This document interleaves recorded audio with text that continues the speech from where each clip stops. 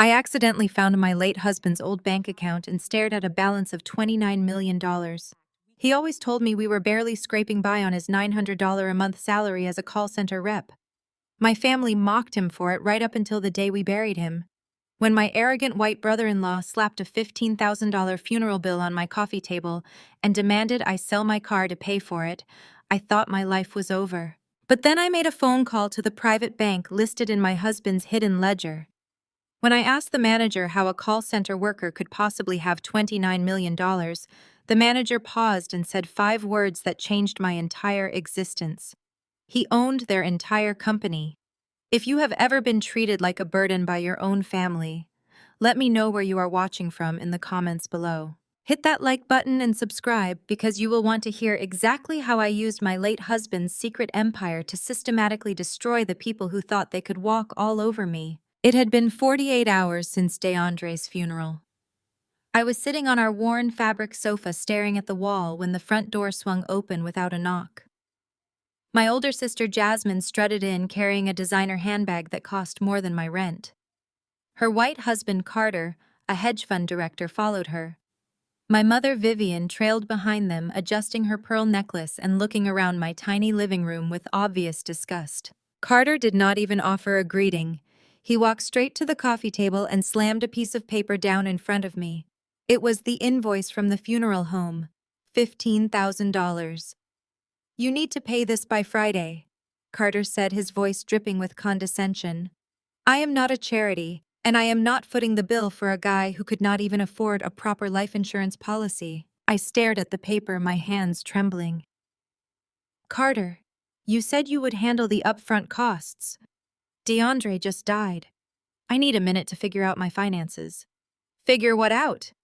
Jasmine scoffed, crossing her arms. "He made $900 a month answering phones at a call center, Gabrielle. What finances are you figuring out? You have exactly $0. Vivian sighed heavily. "I warned you about marrying a black man with absolutely zero ambition, Gabrielle. I told you from day one that love does not pay the bills. Look at your sister. Carter just bought Jasmine a $4 million mansion in Buckhead. They are building generational wealth while you are sitting here crying over a man who left you with nothing but debt. Sign the title of your Honda over to Carter. Empty whatever pathetic savings account you have and pay him back. Stop being the anchor dragging this family down." I looked at my mother, the woman who was supposed to comfort me in my darkest hour. She had never shown me a single ounce of compassion growing up, but this coldness was a completely new level of cruelty. Instead, she was standing in my home, teaming up with my sister and her rich white husband to strip away the only transportation and savings I had left. I stood up, my sadness instantly turning into hot, blinding anger. "I am not signing my car over to anyone," I said, keeping my voice deadly quiet. "And I am not emptying my account. Get out of my house, all of you. I will never give you another dime as long as I live." Carter let out a sharp, mocking laugh. He stepped closer, using his height to try and intimidate me. A classic microaggression from a man who always believed he was naturally superior to my husband simply because of his skin color. "Listen to me, you ungrateful little girl," Carter sneered. "Your husband was a statistical inevitably, a bottom feeder who was never going to amount to anything in the real corporate world. I did you a favor by making sure he was put in the ground instead of a pauper's grave. You will pay me back. If you do not, I will personally cancel the health insurance my firm graciously sponsors for you as a dependent. You will have nothing." Jasmine grabbed Carter's arm, shooting me a look of pure disgust. "Come on, Carter, let her rot in this dump. She chose this life when she married him." They walked out, slamming the front door so hard the picture frames on the wall rattled. I collapsed onto the floor, completely broken. The tears came in violent waves. I reached out to grab a tissue box, but my hand struck DeAndre's old computer equipment box sitting under the side table. The heavy metal case tipped over and hit the floor with a loud crack. The impact caused a hidden false bottom inside the case to pop open, revealing a secret compartment I did not even know existed. I stopped crying and stared at it for a long time, trying to understand what I was looking at. I reached inside the concealed compartment and pulled out a sleek black leather ledger and a heavy metallic security token that felt completely out of place. I opened the ledger, my fingers brushing against the crisp paper. The pages were filled with complex corporate acquisition notes, stock transfers, and routing numbers. Tucked inside the very last page was a recent banking statement from a highly exclusive private wealth management firm. My eyes scanned the document and locked onto the bold black numbers printed at the bottom right corner of the page. $29,450,000. My breath caught in my throat. My hands shook so violently I dropped the paper.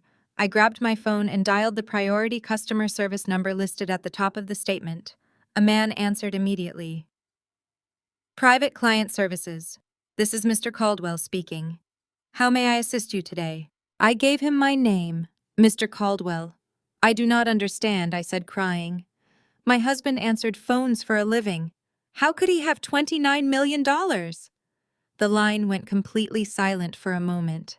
Then Mr. Caldwell spoke, his voice steady and serious. He owned their entire company, Mrs. Gabrielle, he said. We have been waiting for your call all week. Now what are your direct orders? I hung up the phone, feeling completely detached from reality. My hands gripped the worn steering wheel of my old Honda as I drove straight to the secure address Mr. Caldwell had provided. The private bank was located in an unmarked glass building nestled safely in the wealthiest district of Atlanta. When I nervously walked through the grand double doors, Mr. Caldwell was already waiting for me in the quiet marble lobby. He led me into a secure mahogany conference room and poured me a glass of cold water. Then he sat down and finally revealed the truth my wonderful husband had hidden for 5 long years. DeAndre was never on the phones. He was an anonymous artificial intelligence algorithm genius. He built a predictive trading software that massive hedge funds literally killed each other to license. Mr. Caldwell explained that to protect me from my notoriously money-hungry family, DeAndre quietly used his vast wealth to buy out the majority shares of Apex Capital. That was the exact same hedge fund where my arrogant white brother-in-law Carter currently sat as a senior director. DeAndre knew my family would eventually try to destroy me emotionally and financially, so he bought the company that paid Carter's salary. Before I left the bank, Mr. Caldwell respectfully handed me a sleek black solid metal Centurion card linked directly to the primary shareholder account. I felt a terrifying new power surging through my veins as I slipped it into my purse. But I had no time to process my new reality because my mother, Vivian, had aggressively demanded my attendance at her birthday lunch that afternoon. It was taking place at an exclusive country club catering specifically to Atlanta's high society. When I arrived, the hostess led me into the main dining room. Jasmine and Carter were already seated at a massive premium table alongside my mother. Jasmine immediately scowled when she saw me approaching them.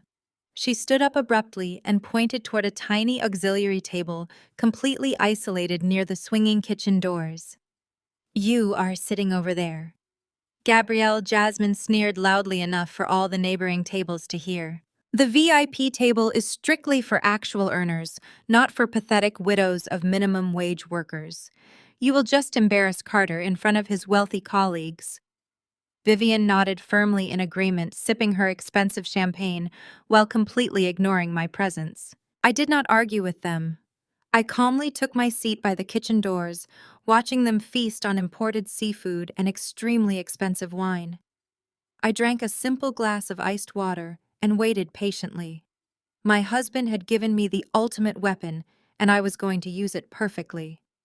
2 hours later, the waiter approached their table with a dark leather folder holding a massive $4,000 lunch bill. Carter smirked widely, pulling out his elite corporate card with a dramatic flourish. He placed it proudly on the tray, making sure everyone nearby saw his prestigious title. The waiter nodded and walked away to process the payment. 5 minutes later, the waiter returned, looking incredibly nervous and apologetic. He leaned down and whispered something quietly to Carter. Carter's confident face suddenly dropped. "What do you mean, it is declined?" he snapped loudly, grabbing the card back from the waiter. "Try it again, right now." The waiter ran the card a second time, but the portable machine beeped loudly, displaying a bright red declined notification for the entire dining room to clearly see. Panic instantly set in. Carter began frantically checking his banking app on his phone, his hands shaking violently as an error message locked him out completely. Jasmine looked absolutely horrified, staring blankly at the other wealthy patrons, who were now whispering and pointing directly at their table. Vivian slammed her hands on the table, her face turning a deep shade of angry red. She locked eyes with me sitting quietly across the large room. "Gabrielle, come over here right now!" Vivian demanded, her voice vicious and entirely devoid of any shame. "Empty whatever is left in your checking account and pay for this meal immediately. You have to save us from this horrible embarrassment. DeAndre just died, so you must have stolen some condolence money from his coworkers. Use it to pay this bill as a thank you for everything I have done for you."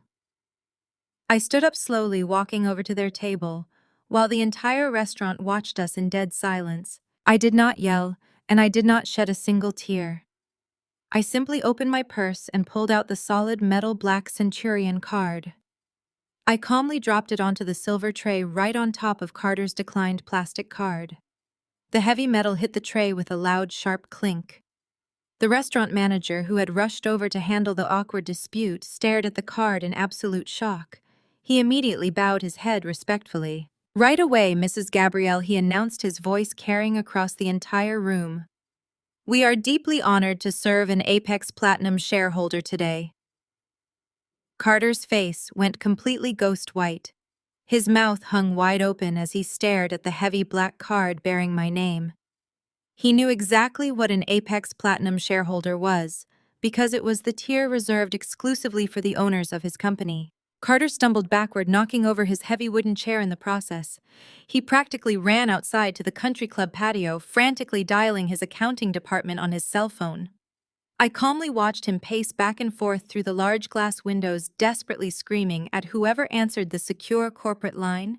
He loudly demanded to know exactly why his financial access was abruptly revoked. Moments later, he discovered that his corporate accounts and his massive bonuses had been completely frozen by a direct order from the anonymous majority shareholder.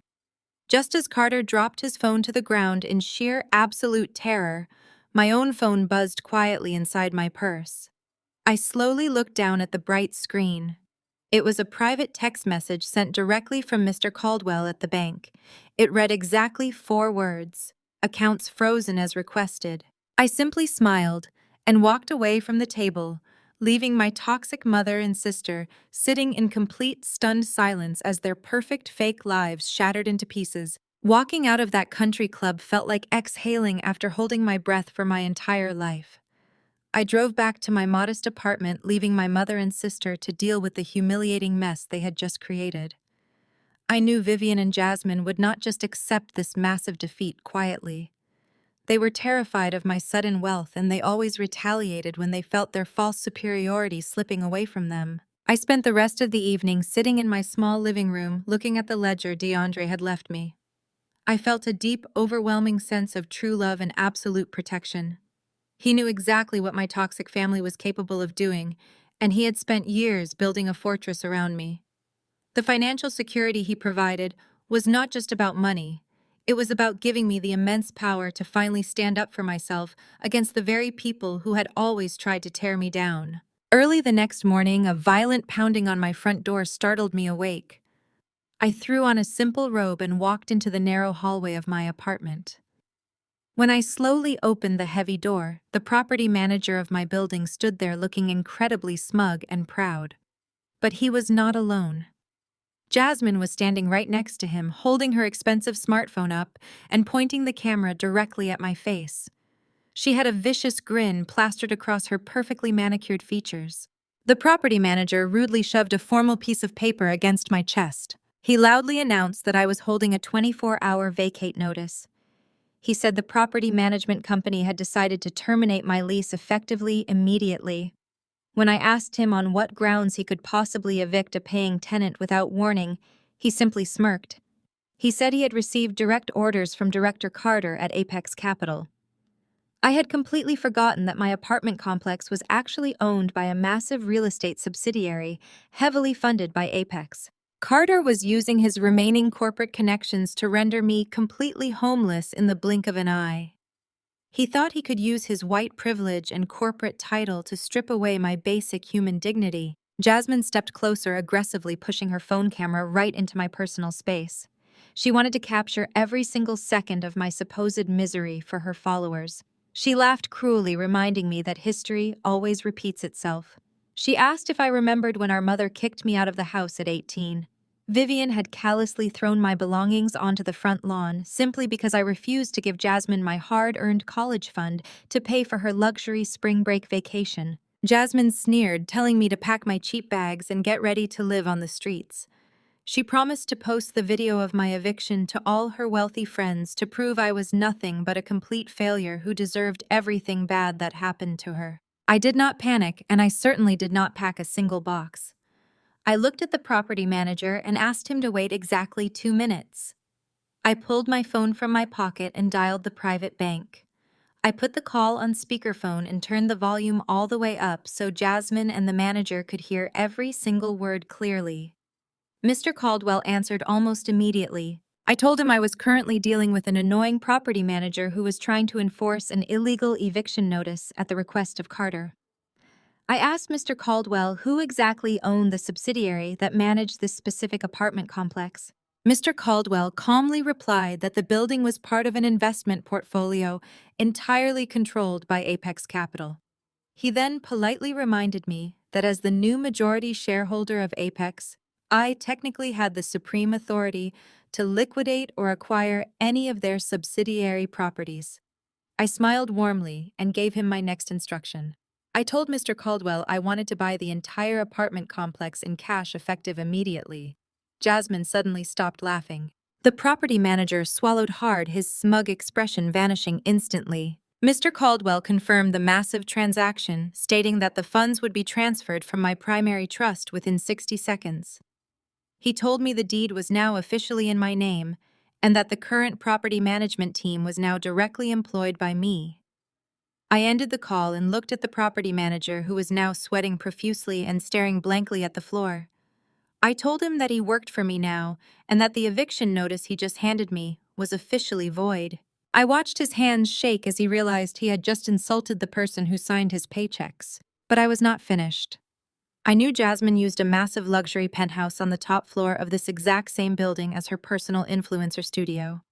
Carter paid thousands of dollars a month for that specific space so she could pretend to be a highly successful lifestyle guru on the internet. I looked the terrified property manager right in the eyes and handed him my very first directive as the new absolute owner of the building. I told him to immediately terminate the commercial lease on the penthouse upstairs.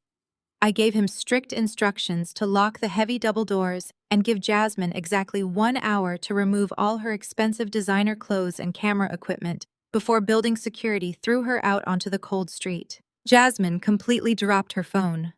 The device clattered loudly against the hallway floor, cracking the expensive screen into a dozen pieces.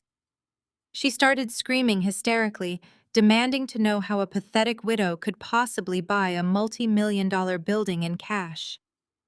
She lunged forward, trying to grab my robe, but the property manager quickly stepped between us, suddenly very eager to protect his brand-new wealthy boss. I calmly closed my front door, leaving her sobbing and screaming in the hallway. Even through the thick, heavy wood, I heard Jasmine screaming about destroying my reputation in their elite social circles.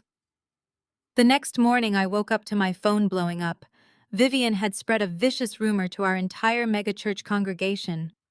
The nightmare was far from over for me now. The following morning was Sunday. My phone buzzed constantly since dawn. Vivian had spent the entire night calling every elder and prayer group leader at our prominent megachurch. She planted a narrative that I funded sudden real estate purchases through escort work and stealing DeAndre's life insurance policy. This megachurch was my mother's social universe. Wealthy Black families gathered there to worship. I knew exactly what Vivian was trying to do. She wanted to publicly shame me into submission. Instead of hiding, I wore my most elegant dress and drove straight to the service. When I walked through the glass doors, the atmosphere immediately shifted. 2,000 heads turned in my direction. Murmurs rippled through the massive crowd. Childhood friends averted their eyes or pointed discreetly. I kept my head high and took a seat near the front row. Vivian, Jasmine, and Carter were already seated in the VIP section. Vivian wore a pious expression, dabbing dry eyes with a handkerchief as if praying for her troubled daughter. Halfway through the service, the head pastor suddenly stopped his sermon. He looked down at me with an exaggerated expression of sorrow. He asked the congregation to pray for a soul that strayed into darkness. Then he called my name directly over the booming sound system. He asked me to the altar to pray away my sins of greed and illicit behavior.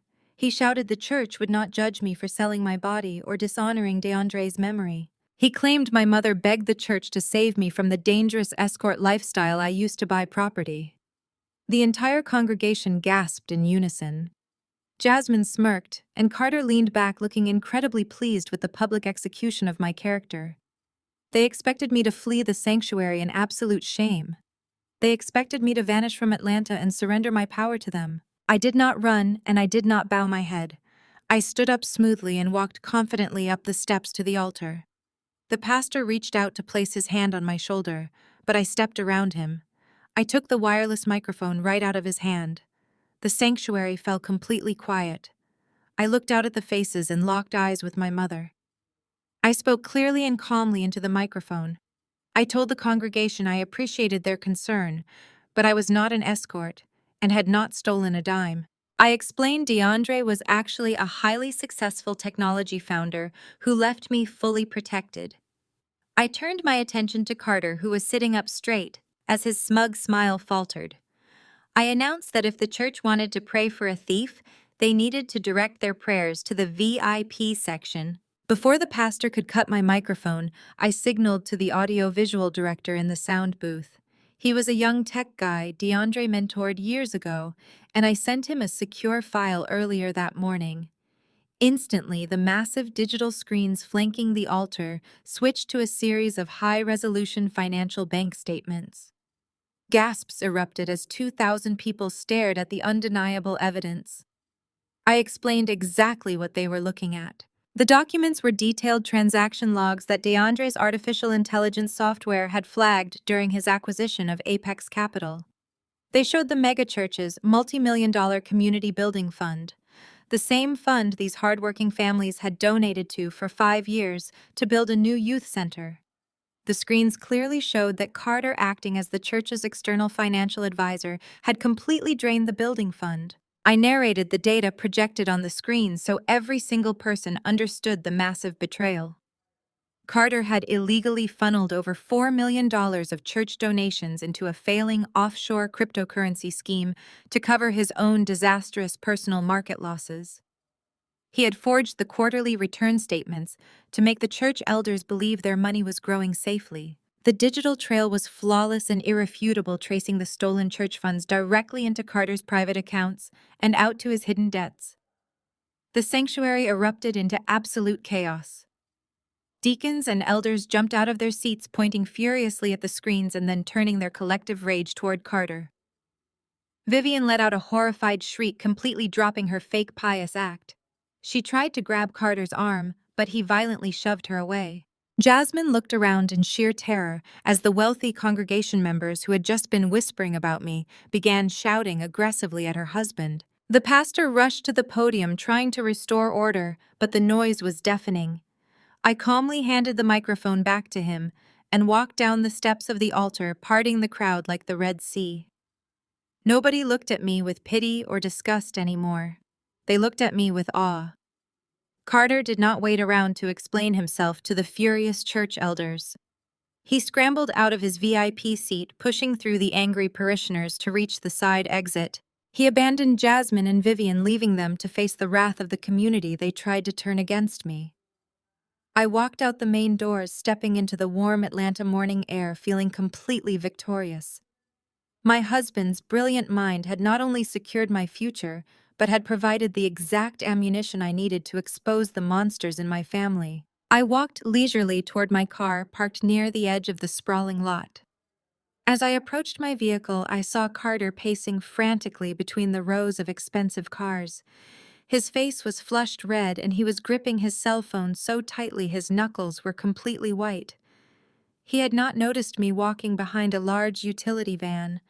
I stopped and listened as he barked desperate orders into his phone. He was speaking to a senior executive at the data analytics firm where I worked my regular day job. He was demanding that they fire me immediately. I heard him state that Apex Capital would pull all their funding if I was not terminated and destroyed by tomorrow morning. He promised the executive that he would ruin my professional life so thoroughly I would never work in the city again. I smiled quietly to myself as I unlocked my car. He had no idea what was waiting for him on Monday morning. Monday morning arrived with a heavy downpour that washed the Atlanta streets clean. I drove to the data analytics firm where I had worked tirelessly as a senior analyst for the past 6 years. I parked my car and walked into the grand glass lobby of the downtown high-rise, holding my coffee and preparing for my morning meetings. The rain outside matched the stormy tension brewing inside me, but I felt completely grounded and prepared for whatever retaliation my family had planned. But as soon as I stepped through the revolving doors, 2 large security guards blocked my path. My stomach tightened momentarily. Standing right behind the security desk was my spineless department manager, David, and standing right next to him, looking incredibly smug in a tailored gray suit, was Carter. Carter had a cruel, triumphant smile plastered across his face.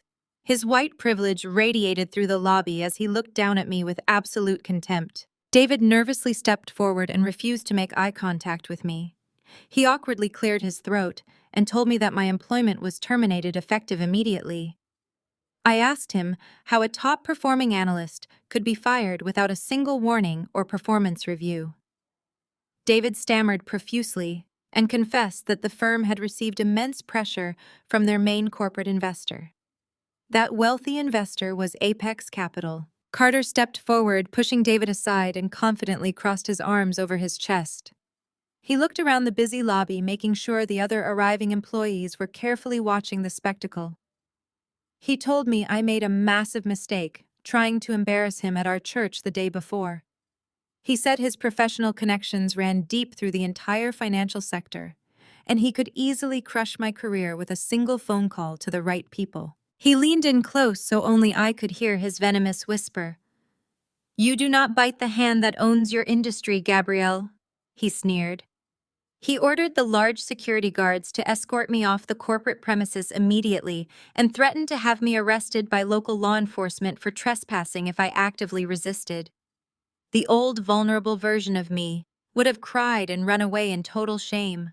But the strong woman my late husband built a massive financial empire to protect simply smiled. I looked up at the large digital clock mounted high on the lobby wall. It read exactly 8:45 in the morning. I calmly walked over to the sleek leather waiting chairs in the center of the grand room and sat down gracefully. I crossed my legs, folded my hands neatly in my lap, and stared directly at Carter. I told him I was not going anywhere and that we were just waiting for 9 o'clock. Carter laughed loudly, calling me entirely delusional and aggressively demanding the guards forcibly remove me from the building. The security team hesitated clearly, unsure of how to handle my calm demeanor. But before they could take a single step toward my chair, a fleet of heavily tinted black sport utility vehicles pulled up sharply to the front entrance. The revolving glass doors spun rapidly as a powerful team of corporate lawyers in immaculate dark suits marched purposely into the lobby. Leading the impressive group was a tall, distinguished older man carrying a thick leather briefcase. Carter instantly recognized him, and his smug, arrogant expression melted into pure, unadulterated panic. It was the acting chief executive officer of Apex Capital. Carter immediately rushed forward, adjusting his expensive silk tie and enthusiastically reaching out to shake his supreme boss's hand. He nervously welcomed the chief executive, offering to personally escort him to the executive boardroom upstairs for a private tour. The chief executive did not even look at Carter. He completely ignored the outstretched hand and walked right past him as if Carter was entirely invisible to him. The powerful executive walked straight toward the leather chair where I was patiently sitting. He stopped right in front of me, bowed his head respectfully, and swiftly opened his briefcase. The chief executive handed me a thick stack of pristine transfer deeds printed on heavy watermarked paper. He announced loudly for the entire crowded lobby to hear that the majority shareholder transition was fully completed and legally authenticated.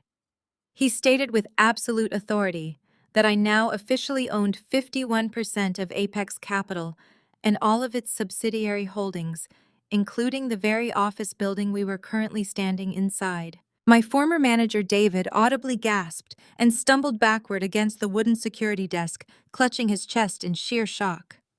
Carter stood completely paralyzed, his face turning a sickly shade of gray as his brain frantically tried to process the catastrophic reality unfolding right in front of him. I stood up slowly, smoothing out my skirt, and confidently took the legal documents from the executive. I turned my undivided attention back to Carter, who was now trembling visibly under the bright lobby lights. I looked him dead in his terrified eyes and formally stripped him of his prestigious directorship on the spot. I announced his immediate humiliating demotion to a junior data entry clerk position and strictly ordered him to report directly to my new executive assistant for his daily mundane assignments. I told him his luxurious corner office was permanently gone, and he would now sit in a windowless cubicle on the lowest floor. Carter completely lost his mind right there in the crowded lobby, his pristine corporate facade violently shattered as he realized his entire lucrative career and elite social standing had just been permanently eradicated by a black woman he foolishly considered beneath him. His pale face contorted with vicious anger as he pointed a furiously shaking finger at me and screamed at the top of his lungs that I would never get away with this hostile corporate takeover. He shouted that his wife Jasmine had the ultimate legal proof that my beloved DeAndre owed their family millions of dollars before he tragically died. He desperately vowed to destroy my personal life in federal court and viciously take back every single penny I inherited. I just smiled warmly in absolute silence as the two large security guards finally stepped forward without any hesitation and forcefully grabbed his wildly flailing arms, dragging him away toward the nearest employee service elevator. The heavy metal doors of the service elevator closed completely, swallowing the sounds of Carter's desperate screaming. The crowded lobby of my former data analytics firm fell into a stunning, dead silence. The corporate lawyers flanking me simply nodded and respectfully escorted me out to the waiting black sport utility vehicles. I was driven directly to the massive downtown headquarters of Apex Capital, where I officially took my seat behind a sprawling mahogany desk on the top floor. Sitting in that pristine executive suite, I felt a profound sense of peace. DeAndre had built an impenetrable fortress for me, and I was finally learning how to command it. But Carter's final pathetic threat about his wife having proof that my late husband owed them millions of dollars lingered in my mind. I knew Vivian and Jasmine would never surrender their delusions of grandeur so easily. They were ravenous for wealth and completely devoid of any moral boundaries. Sure enough, less than 2 hours later, the heavy oak doors of my new executive boardroom flew open. Jasmine and Vivian stormed into the room, completely bypassing the receptionist by falsely claiming they had a severe family emergency. Jasmine was breathing heavily, her face contorted into a mask of pure vicious entitlement. She marched straight up to my desk and slammed a thick, crumpled legal document right onto the polished mahogany surface. Vivian stood right behind her, pointing a violently trembling finger at my face. My mother proudly announced that Carter had finally found the ultimate proof to destroy my fraudulent reign. Jasmine smugly demanded that I liquidate my entire portfolio immediately. She claimed the backdated contract proved that DeAndre had secretly borrowed exactly $5 million from Carter's elite family trust 2 years before he died. According to the fake paperwork, my husband had pledged all his future intellectual property as collateral. Vivian leaned over the desk, her eyes burning with decades of deep-seated hatred. She loudly declared that I was always a deceitful little thief. She said I was trying to steal from Jasmine just like I stole the absolute spotlight at their high school graduation. Vivian viciously reminded me how I had maliciously ruined Jasmine's special day by earning the valedictorian title and forcing her precious golden child to sit in the audience while I gave a speech. She commanded me to sign over the assets and give my sister her money before they dragged my name through federal court. I did not panic, and I did not even flinch. I slowly picked up the forged contract and examined the crude signature at the bottom. It was a pathetic attempt at copying DeAndre's elegant handwriting. I looked up at my mother and sister, watching their chests heave with arrogant anticipation. They genuinely believed they had outsmarted a billionaire artificial intelligence founder with a piece of cheap printer paper. I gently set the document down and pressed a single silver button on my desk console. I calmly requested the immediate presence of the Apex Capital Forensic Accounting Division. Within 60 seconds, 3 senior forensic accountants entered the boardroom carrying secure encrypted laptops. Jasmine took a sudden step backward, her fake confidence wavering slightly as the professionals surrounded the table. I handed the lead accountant the forged promissory note and instructed him to run the specific routing numbers listed on the fraudulent document directly through our proprietary tracking system. I told my family that DeAndre had built the most advanced predictive financial algorithm in the world, and it possessed the unique ability to trace any dollar moved through the global banking system in a matter of seconds. Vivian scoffed loudly, crossing her arms and claiming I was just trying to delay the inevitable. But the massive digital screen on the boardroom wall suddenly flared to life, illuminating the dark room with cascading streams of banking data. The artificial intelligence software had instantly mapped the exact origin and final destination of the $5 million Carter supposedly loaned to my late husband. The bright red financial trajectory lines danced across the screen, mapping a massive web of offshore accounts and hidden wire transfers. I stood up and calmly narrated the data displaying on the wall.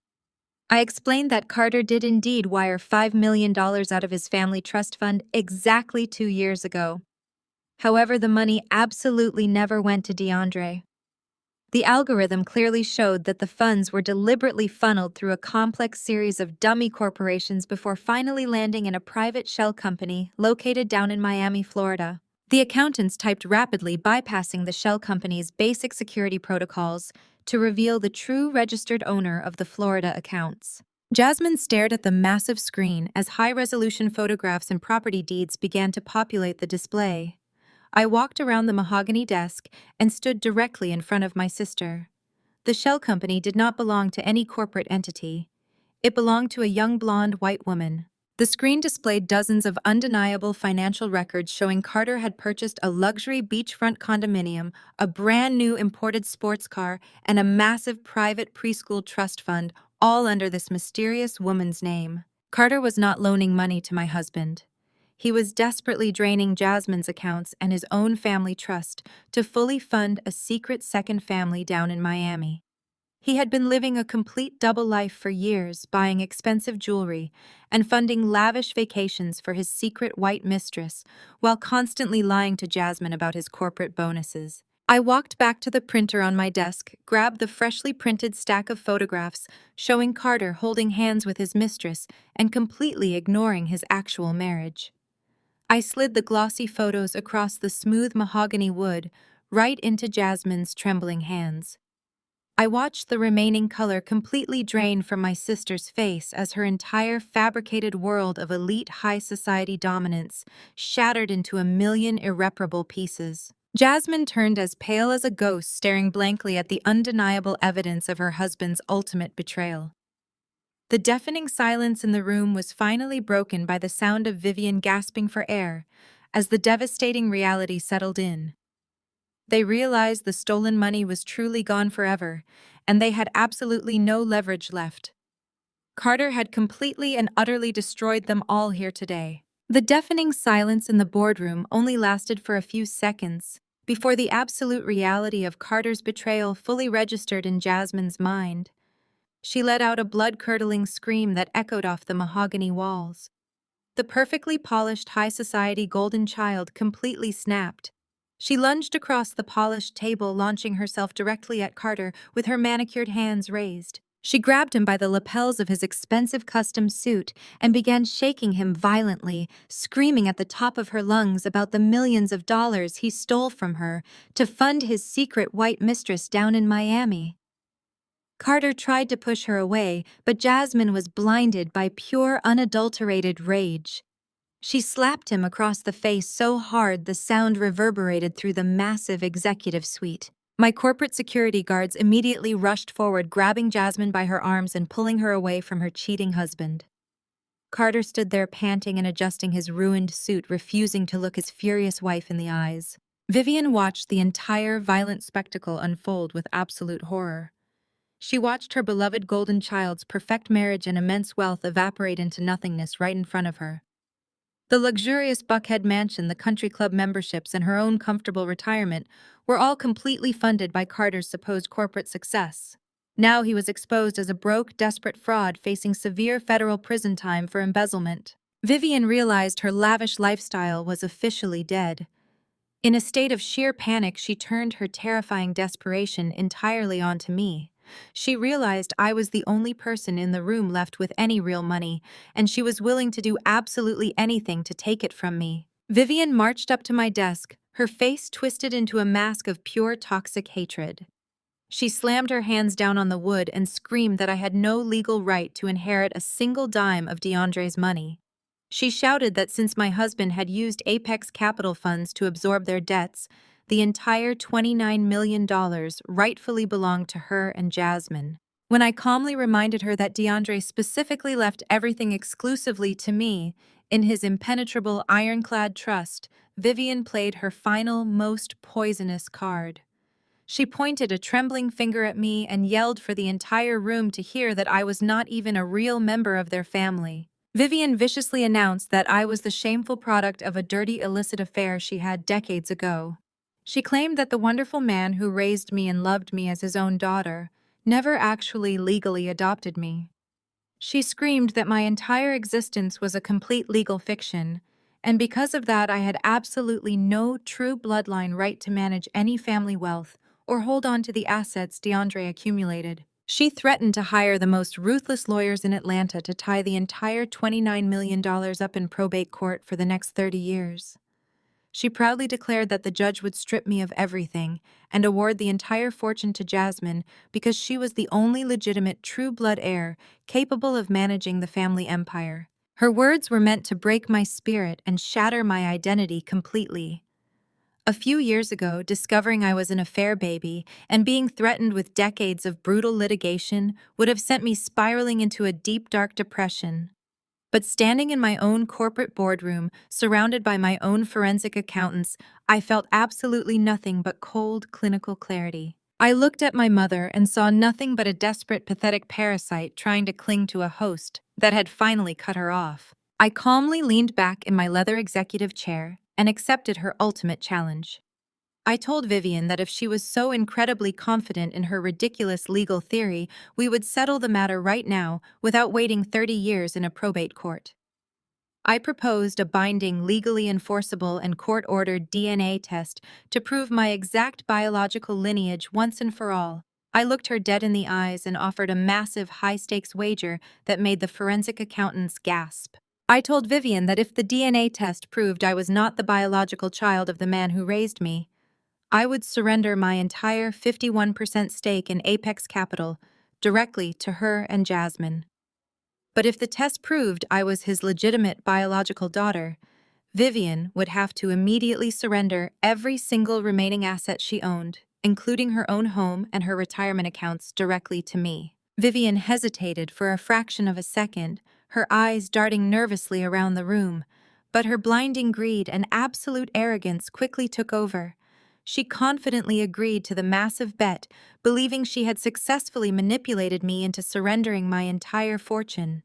We drafted a quick, ironclad legal agreement right there in the boardroom, and both signed it in front of multiple corporate witnesses. We agreed that the official DNA results would be sealed in a secure envelope by a certified independent laboratory. The envelope would be opened at a high-stakes legal mediation exactly 1 week from today. I ordered the security guards to throw Carter, Jasmine, and Vivian out of my corporate building permanently. As I watched them get dragged toward the elevators, I felt a profound sense of absolute control. The boardroom finally fell quiet, and my forensic accountants respectfully excused themselves to give me some privacy. I stood alone looking out the massive floor-to-ceiling windows at the sprawling Atlanta skyline. I had bet my entire $29 million empire on a single medical test, but I was not afraid. My husband had prepared me for this exact war. Suddenly, the private secure phone on my desk buzzed loudly, breaking the silence of the room. It was a direct encrypted call from the private bank. I picked up the receiver and heard Mr. Caldwell's steady professional voice on the other end of the line. He apologized for the interruption, but said it was a matter of extreme urgency. He told me that his team had just finished cataloging the very last digital safety deposit box in DeAndre's private truth vault. Mr. Caldwell paused, taking a slow, deep breath before delivering his next sentence. He said they found something else hidden deep inside DeAndre's secure vault regarding my mother's mysterious past. It was a highly classified document that DeAndre had quietly paid private investigators to uncover years ago. Mr. Caldwell told me the document would guarantee I won the upcoming legal mediation and completely destroy Vivian forever. The high-stakes legal mediation took place on a dark, rainy Tuesday morning inside a towering, heavily guarded glass building in downtown Atlanta. I walked into the sprawling conference room wearing a tailored navy blue suit, feeling an absolute sense of calm radiating through my entire body. My legal team flanked me, carrying the heavy briefcases that held my future. Sitting directly across the polished mahogany table was my mother, Vivian. She wore a smug, triumphant smile on her face, fully believing she was about to strip away my $29 million empire. She adjusted her silk scarf and looked at me with pure venom, convinced her lifelong lies were about to finally secure her retirement. Jasmine sat right next to her. My sister looked physically broken from the revelation of Carter's secret Miami family, but her eyes still burned with that same toxic entitlement. She glared at me as if I was a common thief trespassing in her wealthy world. Carter sat quietly at the very far edge of the long wooden table, sweating profusely and constantly checking his phone. He was desperately trying to salvage whatever fragments of his lucrative career remained after I stripped him of his corporate directorship. The senior legal mediator, a stern older man with thick silver hair, cleared his dry throat and officially called the quiet room to order. He placed a thick manila folder on the table and carefully reviewed the ironclad legal contract we had all signed the previous week. The massive wager was legally binding and completely irreversible. If the certified DNA test proved I was not the biological daughter of the man who raised me, I would immediately surrender my entire 51% majority stake in Apex Capital directly to Vivian and Jasmine. I would walk away with absolutely nothing.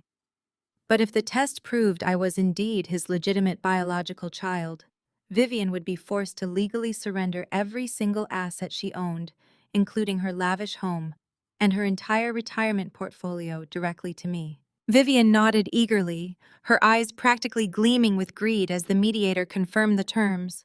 She had spent my entire life making me feel like a worthless outsider, and she was absolutely certain her devastating lie would be her ultimate victory today. The mediator picked up the sealed envelope from the independent laboratory. The thick paper made a sharp tearing sound that echoed loudly across the silent room. He pulled out the official medical documents and adjusted his reading glasses. He read the results aloud, his voice steady and professional. The certified genetic analysis confirmed with absolute 99.9% certainty that I was in fact the true biological child of the man who raised us. The heavy silence in the room was deafening. Vivian's smug, triumphant smile instantly collapsed. The color completely drained from her face, leaving her looking pale and suddenly very old.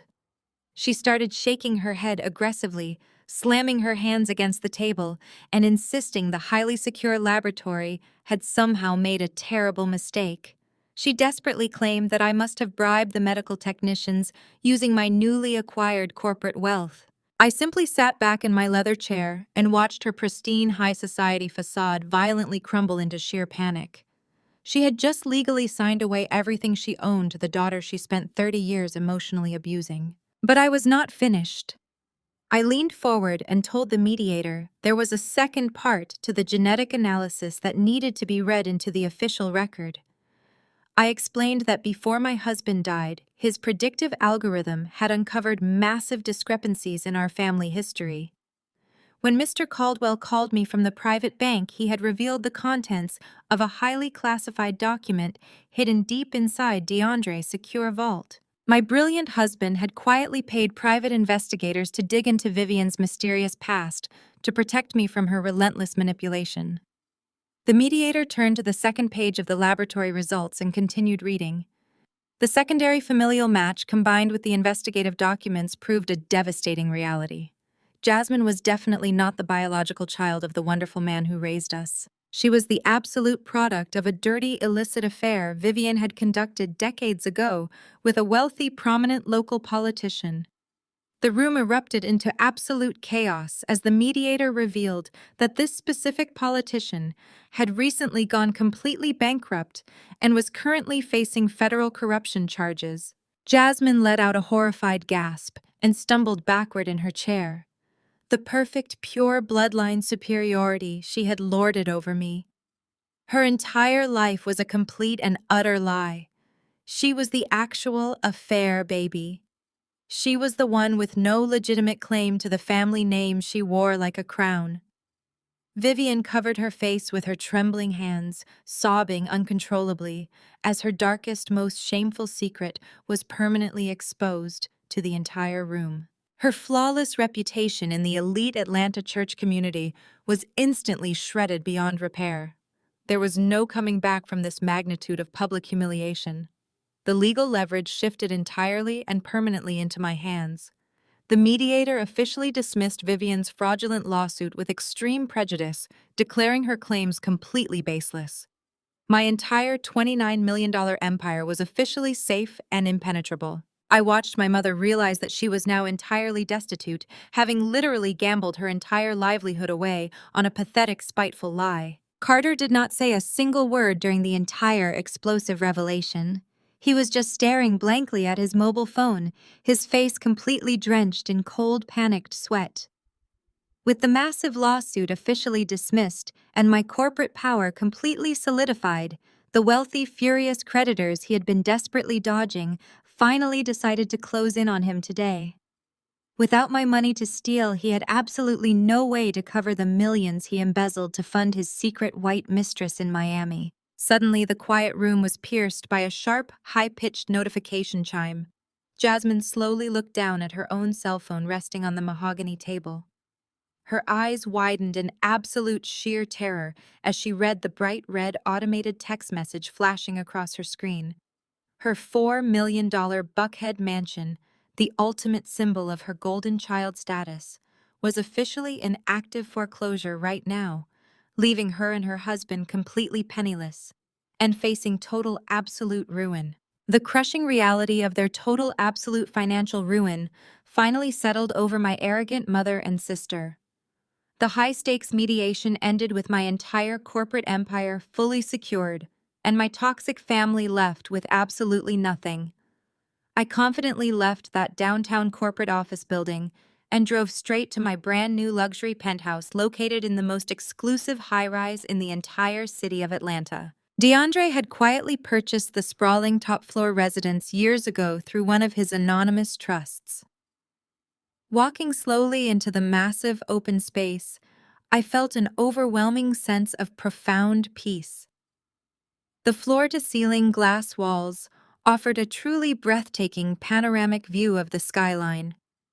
I spent the next few days working closely with my corporate legal team, solidifying my absolute control over Apex Capital and erasing the last remaining traces of Carter's disastrous influence. I knew my mother and sister were desperately running out of time and options. Their wealthy friends had completely abandoned them after the church scandal and the catastrophic legal mediation. I simply waited for the inevitable moment when their sheer desperation would finally force them to swallow their massive pride.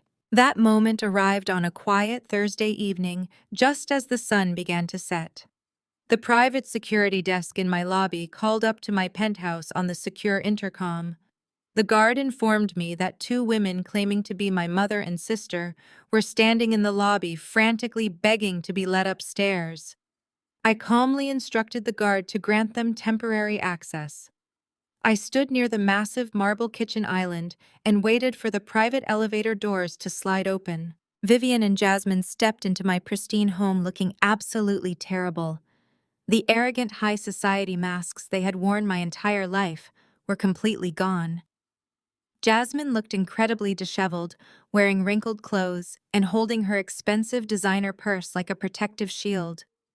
Vivian was openly weeping, her shoulders hunched forward as she looked around my immaculate penthouse with a mixture of sheer awe and absolute terror. They slowly walked toward me, no longer demanding or entitled, but entirely broken. "Gabrielle, please, you have to help us," Vivian cried, her voice cracking with pathetic desperation. She reached out her trembling hands as if she wanted to embrace me, but I took a deliberate step backward.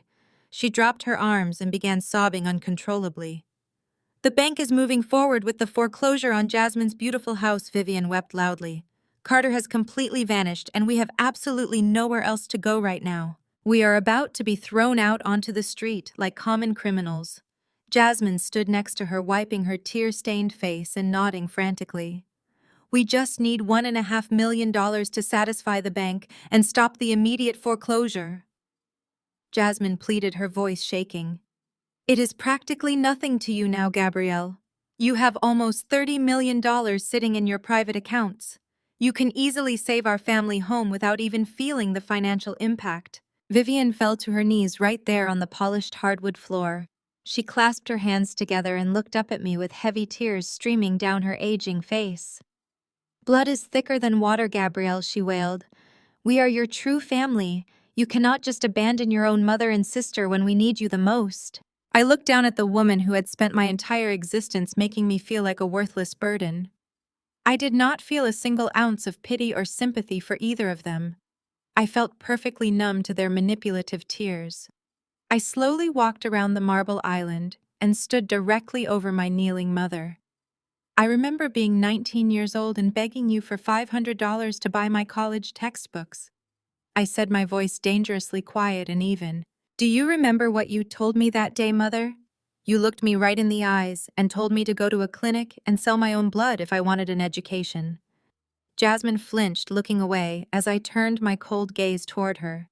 "And 2 years ago, when my hardworking husband desperately needed his expensive heart medication and our insurance lapsed because of a clerical error, I came to you for a tiny loan," I continued. "You laughed in my face, Jasmine. You told DeAndre to just pray harder because you needed your money to buy a new designer wardrobe for a luxury vacation to the Bahamas." Both of them stayed completely silent, unable to defend their horrific past cruelty. "You used the concept of family as a weapon whenever it benefited you," I said firmly. "But the second I needed basic human compassion, you treated me like dirt on your expensive shoes. DeAndre gave me this wealth to protect me from parasites exactly like you. My money stays with me. I am not giving you a single dime to save a house that was bought with stolen corporate funds." I pointed straight toward the private elevator doors and told them to get out of my home immediately before I had my personal security guards physically drag them out into the street. Vivian let out a devastated wail, burying her face in her trembling hands. But Jasmine's sadness instantly evaporated and her true toxic nature violently returned. She stood up straight, her face twisting into a mask of pure, unadulterated hatred. "You are a heartless monster!" Jasmine screamed, pointing a shaking finger at me. "I do not need your dirty money anyway. I will never let the bank take my home. I am going to sell the mansion this weekend at a private high society auction to one of Carter's rich white friends to keep it out of the bank's hands. I will get the cash to save myself. You will regret turning your back on your own flesh and blood," she spat as the heavy metal doors began to slide shut. "You think your brand new wealth makes you entirely untouchable, but you are dead wrong. I let the doors close completely, sealing them out of my life forever." I just smiled very warmly and stood perfectly still, because a private high society auction was exactly what I wanted to finally finish this long battle once and for all today. The auctioneer cleared his throat loudly into the microphone as the sprawling front lawn of the Buckhead mansion fell into absolute stunned silence. He formally announced that I was a fully verified premium bidder with $10 million in certified liquid funds standing right beside me. Carter looked like he was going to be physically ill. His face turned a dangerous shade of purple as he stared at Mr. Caldwell, holding the heavy leather briefcase containing my bank draft.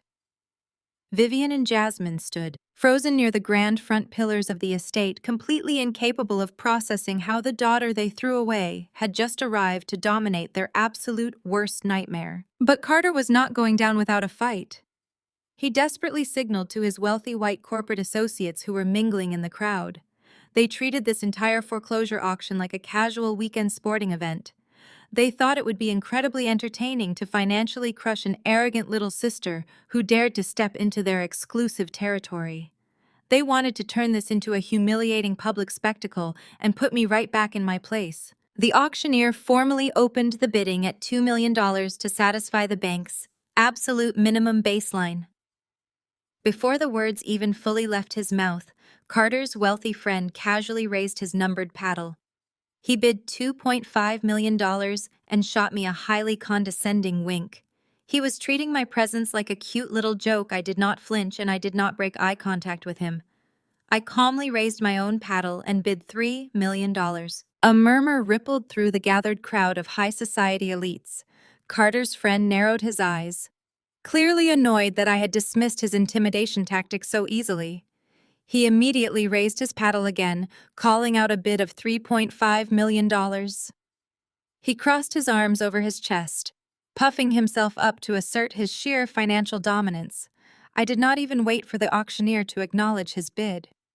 I raised my paddle again and spoke clearly into the crisp morning air. $1 million. The collective gasp from the audience was audible. Jasmine grabbed her mother's arm, her eyes darting frantically between me and the wealthy men trying to save her home. Carter was sweating profusely, pulling at the collar of his designer shirt as the numbers climbed dangerously high. His friends were starting to look incredibly uncomfortable. Another associate stepped up, attempting to pool their resources and intimidate me with a massive jump. He raised his paddle and shouted $4.5 million. I simply smiled and looked directly at Carter. $5 million, I announced without a single second of hesitation. The atmosphere in the grand driveway completely shifted. The arrogant smirks vanished from the faces of Carter's elite colleagues. They finally realized this was not a fun game, and I was not a helpless widow playing with borrowed money. I was displaying absolute unchecked financial dominance. Every single time they tried to raise the stakes, I instantly crushed their fragile egos with numbers they could not comfortably liquidate. Mr. Caldwell stood perfectly still beside me, radiating the quiet, terrifying power of a private banking institution that managed billions. Carter's friends slowly lowered their paddles one by one. They muttered nervously to each other, realizing they were completely outmatched and unwilling to risk their own personal portfolios just to save a colleague who was clearly drowning in massive secret debts. Carter begged them quietly, pleading for just one more bid, but they turned their backs on him. They knew a losing battle when they saw one. The auctioneer scanned the silent crowd. He called out $5 million going once. He called out, going twice.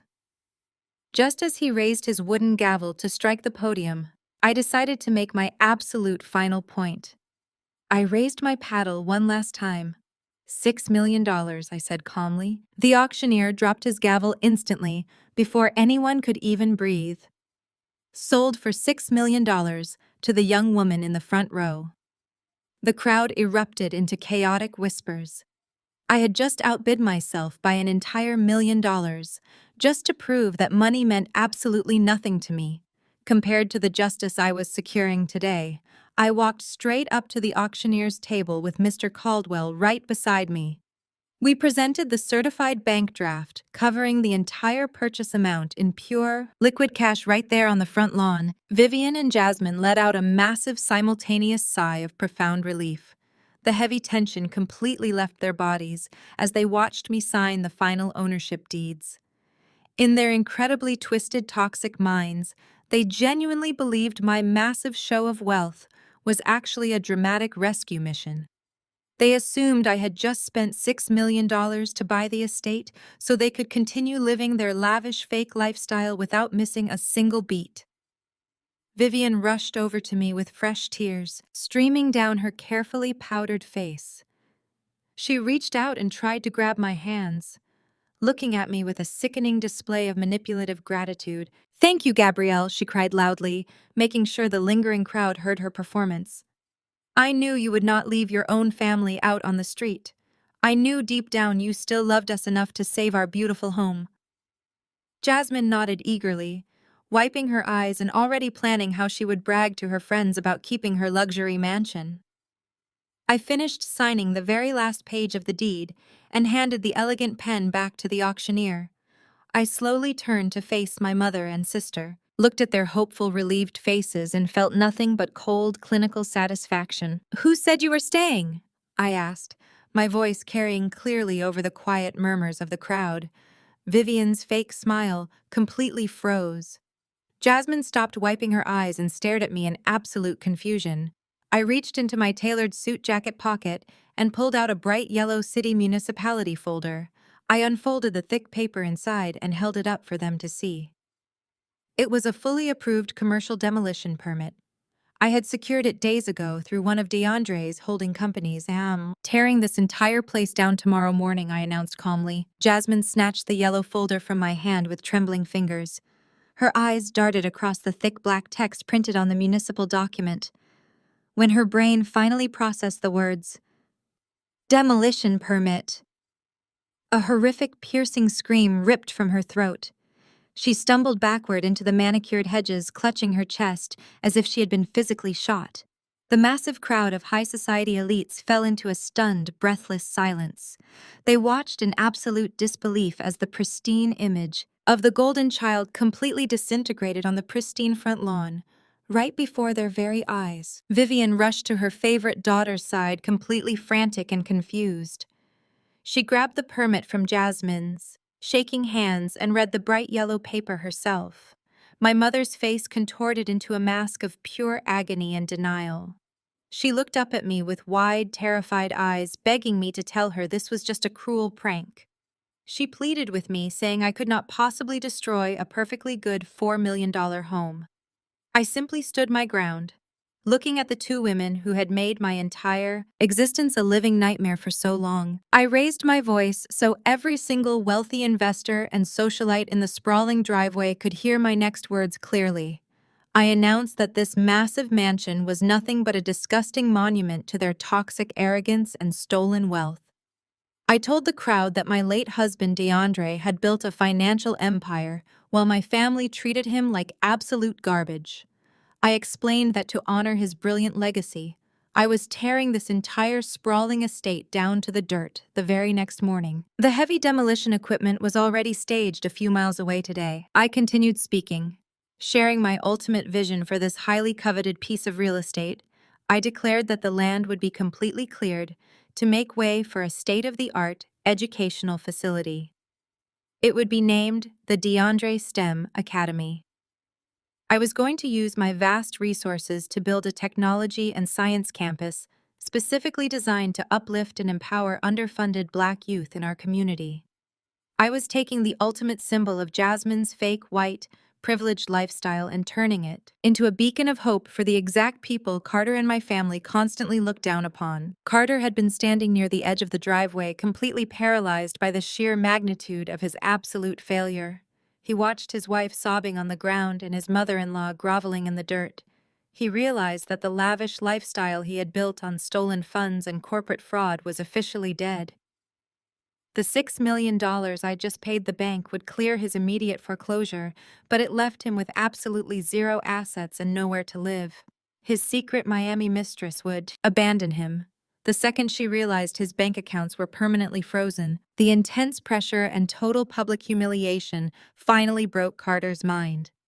The polished, sophisticated mask of the elite corporate hedge fund director violently shattered. His face turned a deep, alarming shade of crimson, and the veins in his neck bulged dangerously. He let out a primal roar of pure, unadulterated rage. He completely lost all sense of logic and reason as his fraudulent world burned to the ground. Carter suddenly lunged forward, closing the distance between us with aggressive, terrifying speed. He raised his fists, fully intending to strike me right there in front of 100 witnesses. Mr. Caldwell stepped smoothly in front of me, shielding me with his body, while my two private security guards instantly tackled Carter to the ground. They pinned him hard against the expensive paved driveway, pressing his face into the rough stone. Carter thrashed wildly beneath their heavy grip, completely losing his sanity. As he struggled against the guards, his true vicious nature was finally exposed for the entire world to witness.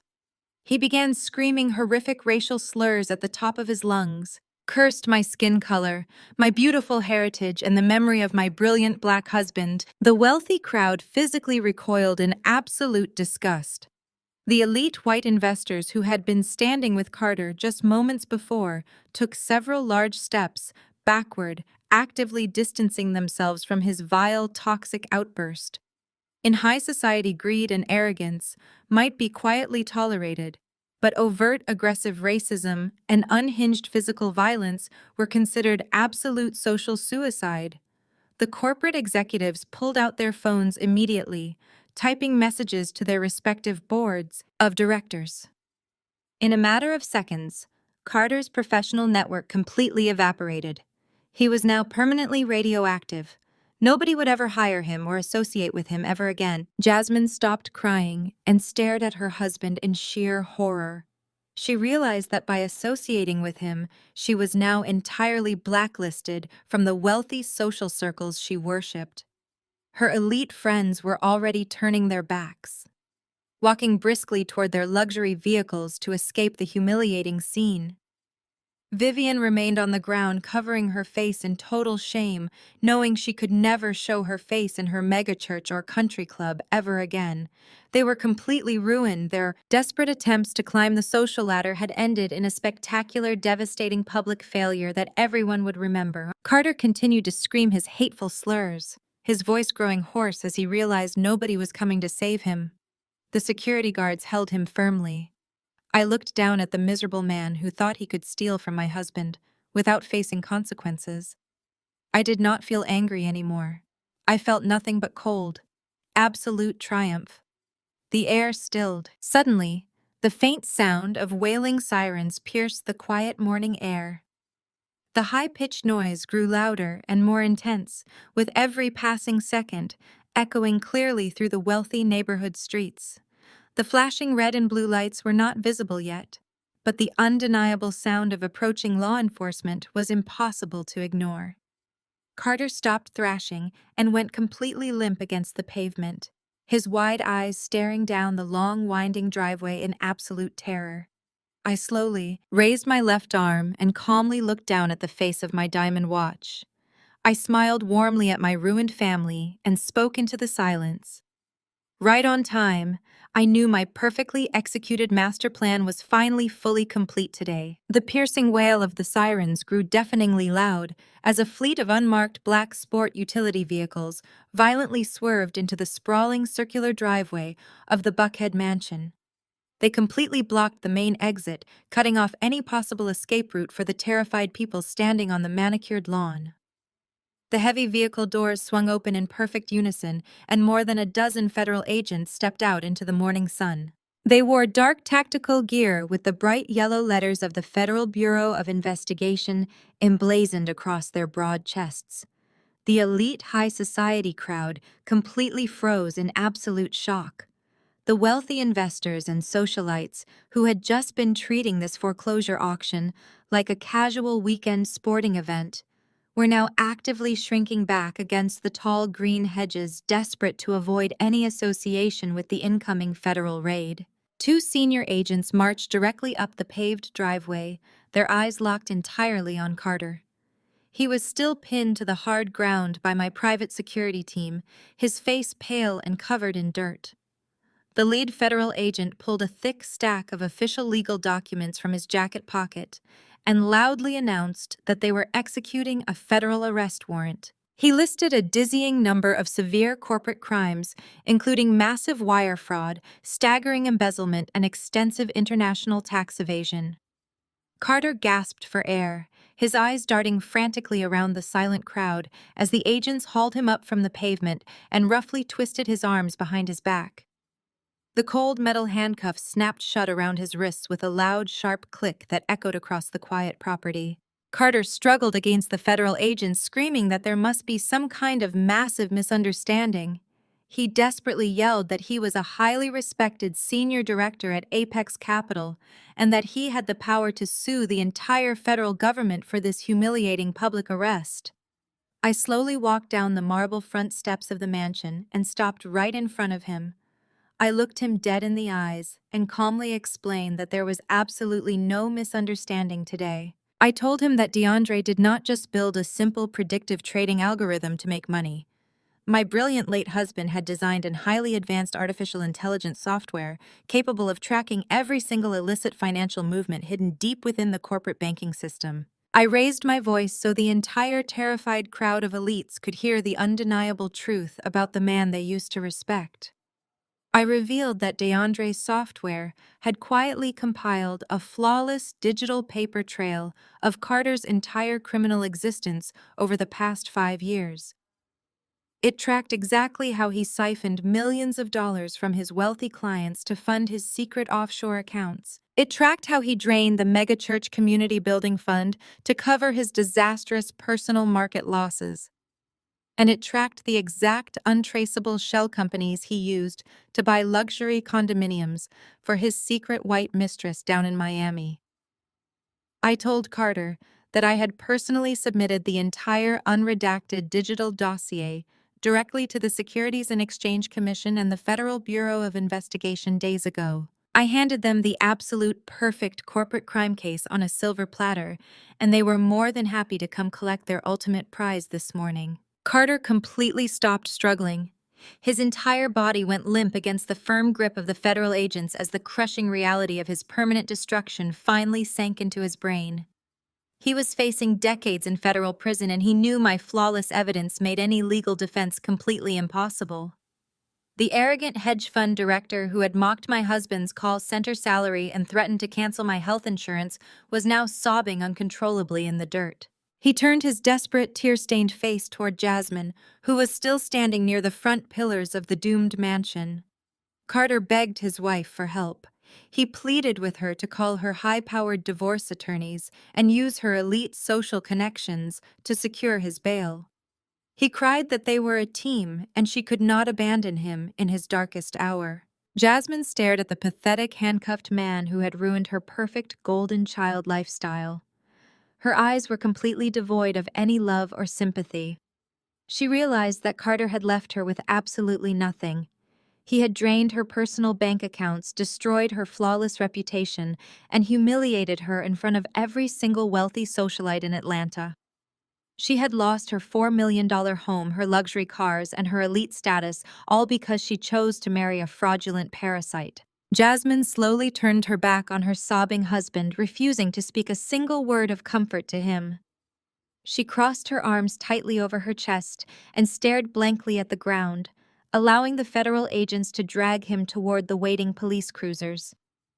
Carter was forcefully thrown against the cold metal hood of a police car before being shoved unceremoniously into the back seat. The heavy door slammed shut, sealing his fate forever. While the crowd was entirely focused on Carter's dramatic arrest, Vivian saw a desperate opportunity to save herself.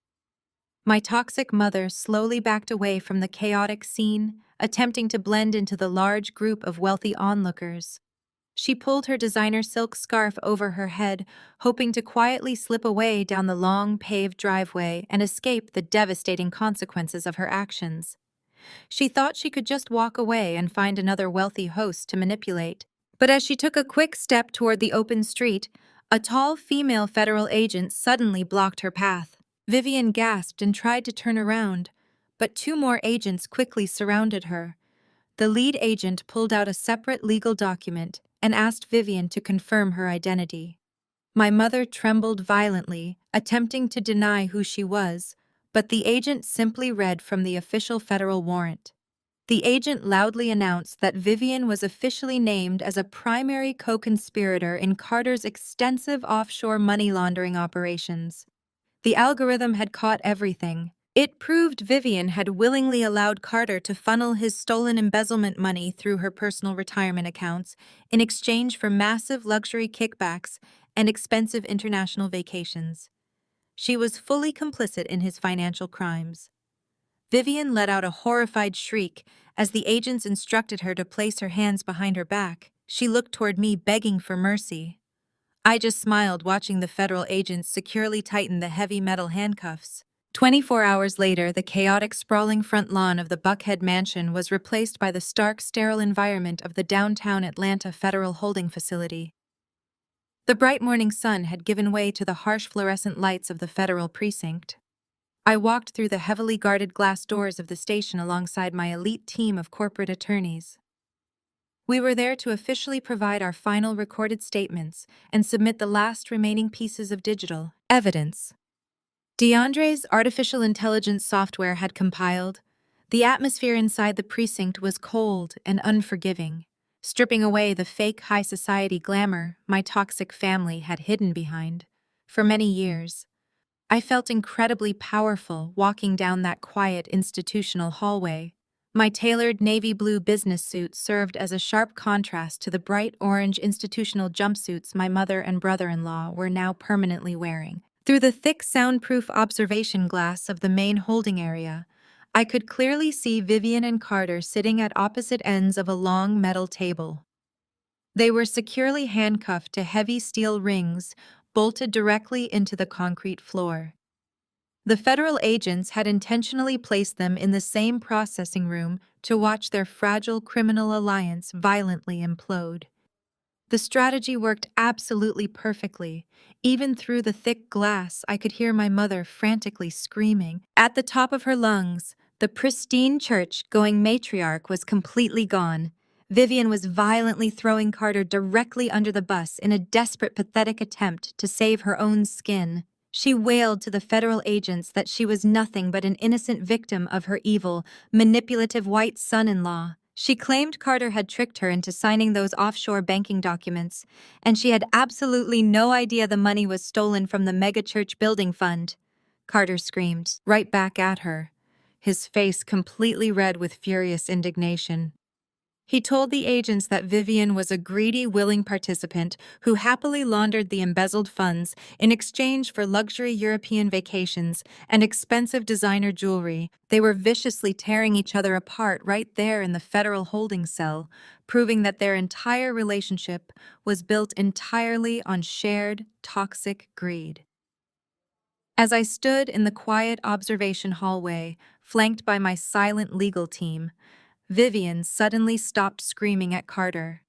Her panicked eyes darted toward the observation window, and she spotted me standing there, watching her ultimate downfall. She immediately lunged toward the reinforced glass, the heavy metal chains on her wrists, rattling loudly against the concrete table. She pressed her tear-stained face against the thick window, her eyes wide with absolute sheer desperation. The arrogant woman who openly mocked my late husband's call center salary and demanded I sell my old Honda to pay for his funeral was now groveling like a cornered animal. A sympathetic federal agent pressed a small intercom button on the wall, allowing her frantic voice to carry through the heavy glass and directly into the quiet hallway where I stood. "Gabrielle, please, you have to get me out of here," Vivian cried hysterically, her voice cracking with pure terror. "You have $29 million. You can easily afford the best criminal defense lawyers in the entire country. You can pay my bail right now. Use your money, Gabrielle. Save your mother. I am your flesh and blood. You cannot just leave me in this horrible place with these common criminals. I will do whatever you want. I will apologize to the church. I will leave Jasmine and Carter behind. Just please do not let them send me to federal prison." She clawed at the reinforced glass, leaving greasy, smudged handprints on the clear surface. She was sobbing so hard she could barely breathe. Stripped of her immense pride and deep-seated arrogance, I did not feel a single ounce of pity or sadness for the woman sobbing on the other side of that thick window. I slowly reached into the inner pocket of my tailored navy suit jacket and pulled out a single neatly folded piece of paper. It was the exact same $15,000 funeral invoice she and Carter violently slammed onto my cheap coffee table just a few short weeks ago. I slowly unfolded the crisp white paper and held it flat against the observation glass right in front of her desperate, tear-filled eyes. Vivian stopped crying for a fraction of a second, her eyes scanning the familiar document as the devastating memory of her own horrific cruelty flooded back into her mind. I leaned close to the intercom microphone so my voice would echo clearly inside her cold concrete holding cell. I only pay debts I actually owe. I said, my voice perfectly steady and devoid of any emotion. You stopped being my mother the day you treated my husband's death like a financial inconvenience. Have a wonderful life in prison, Vivian. I turned my back on the observation window. Ignoring her agonizing screams echoing through the intercom speaker, I handed the final digital evidence files to the waiting federal agents and walked out of the precinct, feeling completely weightless. The Atlanta air felt fresh and clean as I climbed into the back of my waiting luxury vehicle. My mother and brother-in-law were finally facing the absolute maximum consequences of their fraudulent actions. But there was still one more piece of the toxic puzzle left completely shattered out in the freezing cold. Miles away from the downtown federal precinct, Jasmine was aimlessly wandering the dark, unfamiliar streets of a questionable neighborhood. Her $4 million Buckhead mansion had been reclaimed by the bank, and her personal accounts were frozen by the federal government pending the massive embezzlement investigation. She had tried to book a room at a cheap roadside motel, but every single one of her elite platinum credit cards declined loudly at the front desk. She was shivering in her expensive, designer clothes abandoned by her wealthy fake friends and totally isolated from the elite high society world she worshipped, left with absolutely nothing and nowhere else to turn. Jasmine pulled out her cracked smartphone. She scrolled past the dozens of blocked numbers and angrily drafted one final desperate phone call to the only person left in the entire world who actually had any money. My phone vibrated on the console of my luxury vehicle as I was being driven back to my penthouse. I looked down at the bright screen and saw an unknown number flashing in the dark. I immediately accepted the unknown incoming phone call and heard the sound of heavy traffic passing by in the background. Then I heard Jasmine's voice shaking and completely stripped of her usual arrogant high society tone. She told me she was standing outside a cheap motel where her credit cards had just been loudly declined. She begged me to meet her at a 24-hour diner on the south side of Atlanta. She said she had absolutely nowhere else to go and nobody else to call. I calmly told my driver to turn the vehicle around and head toward the address she provided. I quietly knew this was the absolute final chapter of her pathetic downfall, and I truly wanted to witness it with my very own two eyes. When my driver pulled up to the dingy neon-lit diner, it was a stark contrast to the elite country clubs and $4 million mansions Jasmine was accustomed to. I stepped out of my vehicle wearing my tailored navy blue business suit and walked inside the greasy restaurant. I immediately spotted my sister sitting alone in a sticky vinyl booth near the back restrooms. The golden child of our family looked absolutely unrecognizable. Her expensive designer dress was wrinkled and stained from sitting on the dirty curb. Her perfectly styled hair was a tangled mess, hanging loosely around her pale, exhausted face. The heavy, expensive makeup she always used to mask her toxic personality was completely washed away by hours of desperate crying. She was nervously clutching a chipped ceramic mug filled with cheap black coffee, looking around the rundown diner with a mixture of sheer terror and utter disbelief at her new reality. I walked over and slid into the booth across from her. I did not order anything, and I did not offer her a single word of comfort. Jasmine looked up at me, her eyes red and incredibly swollen. She tried to force a pathetic smile, but her lips just trembled. She leaned across the sticky table and immediately started begging for mercy. She said Carter had ruined her entire life and left her completely penniless. She cried that all her wealthy elite friends had permanently blocked her number after watching her husband get dragged away by federal agents in handcuffs. She told me she had absolutely no access to any money, no place to sleep, and no future. She looked me right in the eyes and begged me for a job at Apex Capital. She pleaded for just a low-level data entry position so she could afford to rent a cheap apartment. She cried that she was my flesh and blood sister, and I had a moral obligation to give her something to survive on. I sat perfectly still, simply staring at the broken woman sitting across the table. I slowly reached for my cup of herbal tea and took a quiet sip, letting the absolute silence hang heavy in the air between us. I looked around the empty diner and then looked right back into her desperate eyes. I told Jasmine that I vividly remembered my sophomore year of college. I reminded her of the time I had to walk 5 long miles in the freezing, pouring rain just to get to my final exams. I had to walk because she selfishly threw a massive temper tantrum and demanded to take the reliable car our father had bought for both of us to share.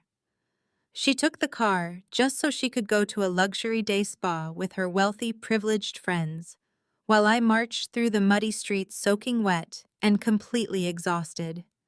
I reminded her that when I finally made it home that night, shivering and sick, she stood in the warm hallway and laughed right in my face.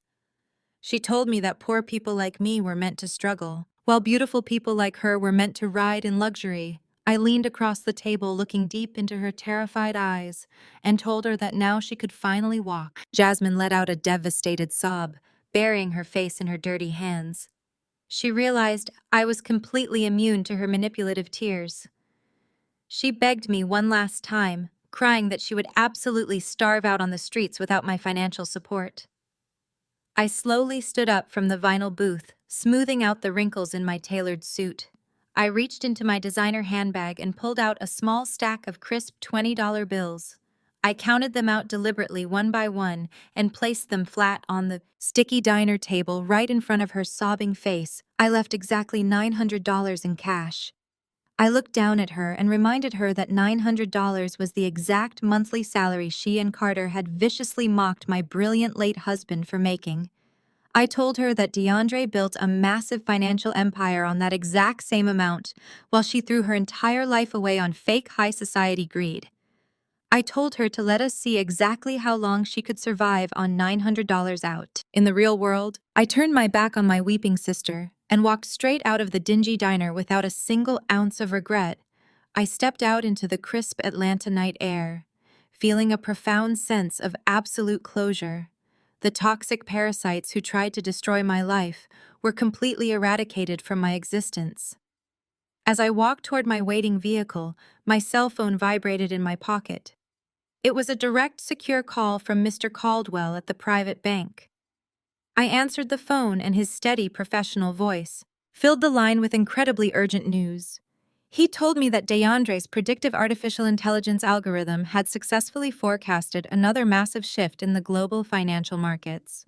Mr. Caldwell stated that the automated trades had already been executed flawlessly across multiple international sectors.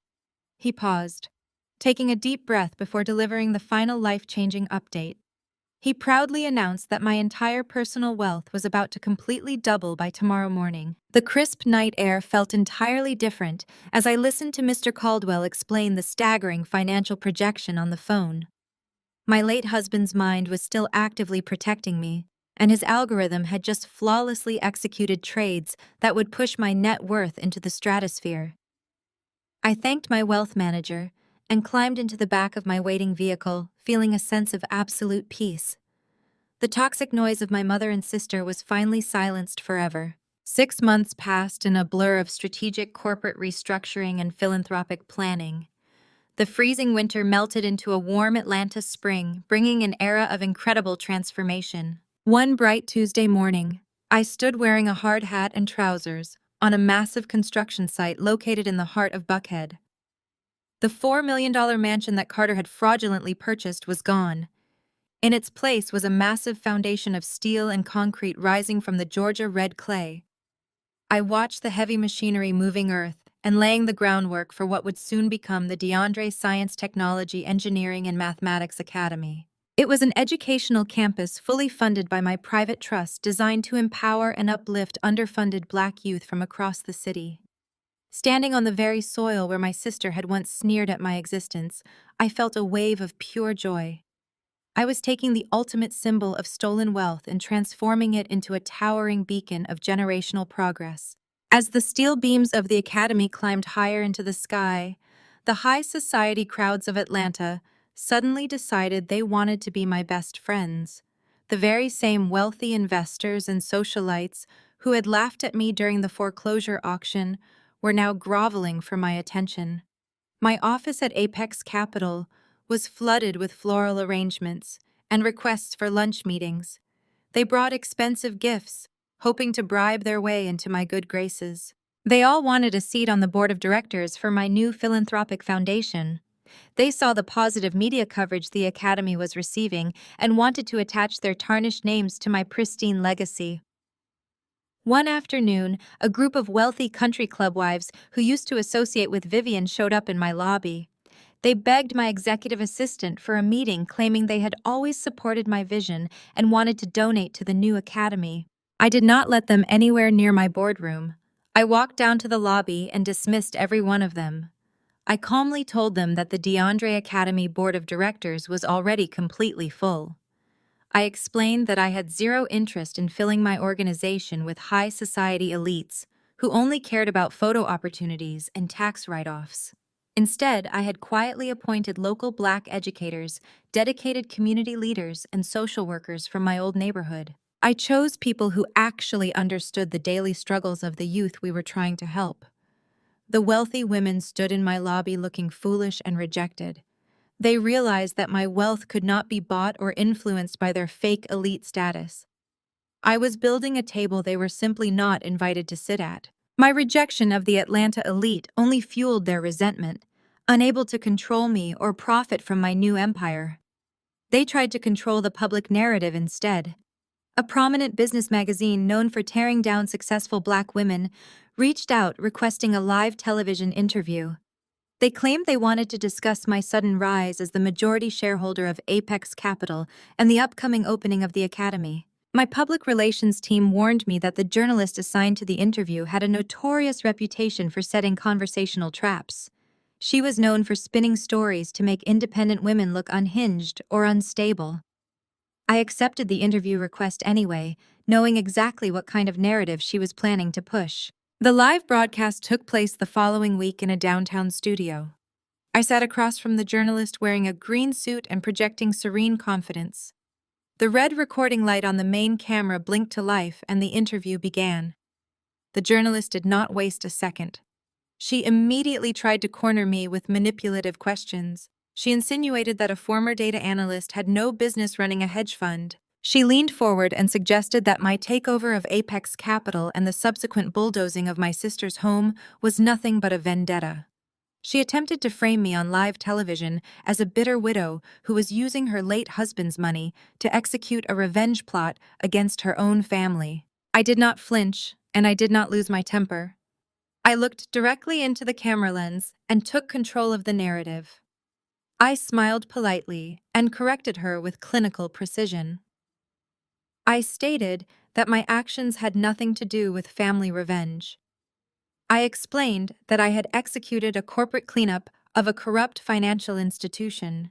I detailed how the previous leadership at Apex Capital had engaged in embezzlement, wire fraud, and the theft of community funds. I calmly pointed out that tearing down a house bought with stolen money to build a school for disadvantaged youth was not an act of anger but an act of restorative justice. The journalist sat in stunned silence, unable to counter my logic. I continued my broadcast stating that DeAndre was a visionary who built technology to create transparency and accountability. I was simply honoring his legacy by holding the corrupt financial elite accountable for their crimes. By the time the live interview concluded, the journalist was visibly sweating and scrambling for her notes. I had dismantled her narrative in front of millions of viewers. The public response to my flawless logic and absolute composure was overwhelmingly positive across all major platforms. Social media rapidly erupted with widespread praise for my grace intelligence and firm refusal to be painted as a weak emotional stereotype by a biased media outlet. I had transformed their trap into a masterclass in corporate leadership. Walking out of that bright television studio, I knew I had permanently become an untouchable icon in the competitive business world. My financial empire was finally fully secure, and I knew deep down that nobody would ever dare to question my absolute authority again. The transition to the federal courthouse took exactly 2 months. The swift, brutal wheels of the justice system were finally turning for my former brother-in-law. The trial of Carter was the highly anticipated white-collar criminal case in Atlanta. I sat in the front row watching Carter at the defense table. He looked exhausted, and his tailored suits hung loosely on his shrinking frame. But despite his physical decline, his staggering arrogance remained intact. His defense team crafted a truly pathetic narrative. They attempted to paint Carter as a brilliant, hard-working businessman who was merely the innocent victim of a woke corporate takedown. His expensive lawyers argued that I was just a bitter, grieving widow who somehow manipulated a complex computer algorithm to frame a wealthy white man out of pure spite. They wanted the jury to believe my sudden rise to power was an unearned diversity initiative, and Carter was the true casualty of reverse discrimination. I listened to his lead attorney spin this absurd fairy tale during the opening statements without showing a single trace of emotion. I knew their entire legal strategy relied heavily on confusing the jury with dense financial jargon. They wanted to make the embezzlement scheme seem like a series of acceptable corporate investment losses. But they severely underestimated the fact that I had spent the last 6 years working as a senior data analyst. I knew how to read numbers, and more importantly, I knew exactly how to translate complex data into a language that absolutely anyone could understand. On the 4th day of the trial, the federal prosecutor called me to the witness stand. I walked up to the wooden box, wearing a pristine cream-colored suit. I took the oath and sat down looking directly at the 12 men and women in the jury box. The prosecutor asked me to explain the exact nature of the financial discrepancies my late husband had discovered. I did not use confusing hedge fund terminology. I spoke to the jury as if I was telling a clear, simple story. I clinically and sharply dissected Carter's massive web of corporate fraud. I explained how he took the hard-earned donations from the megachurch building fund and funneled them directly into offshore accounts to cover his own catastrophic gambling in the cryptocurrency markets. I detailed the precise path the stolen money took as it moved through multiple dummy corporations before landing in a Florida shell company. I looked right at the jury and told them the shell company was solely registered to a young woman in Miami who was entirely dependent on Carter's stolen wealth. I laid out the facts with the cold, hard precision of a master analyst. Carter's defense attorney stood up to begin his cross-examination. He aggressively tried to rattle me. He raised his voice and demanded to know how the jury could possibly trust a magical artificial intelligence program designed by a dead man. He loudly accused me of tampering with the digital evidence to ruin Carter's pristine reputation. He asked the jury how they could blindly believe computer-generated spreadsheets over the word of a seasoned financial director with a decade of unblemished corporate experience. He pointed a finger at me and demanded that I provide tangible, real-world proof that Carter intentionally hidden assets. I calmly waited for the defense attorney to finish his theatrical performance. I turned my attention back to him and smiled warmly. I stated that computer data can sometimes be difficult to interpret without proper context. Then I announced to the entire silent courtroom that I had brought something much better than a spreadsheet. I revealed that on the exact day, Carter and my sister broke into my apartment to demand $15,000 for funeral expenses. My home security system actively recorded audio. I installed a small hidden camera near my front door years ago for safety, and it captured every single word spoken in my living room that afternoon. The defense attorney panicked and tried to object, but the judge quickly overruled him. The prosecutor pressed a button on his laptop, and the clear, crisp audio recording began playing through the massive courtroom speakers. Carter's cruel, mocking voice echoed off the high ceiling. The entire jury listened in stunned silence as the recording captured Carter calling my late husband a bottom feeder who would never amount to anything. In his effort to intimidate me that day, Carter proudly bragged about his untouchable wealth.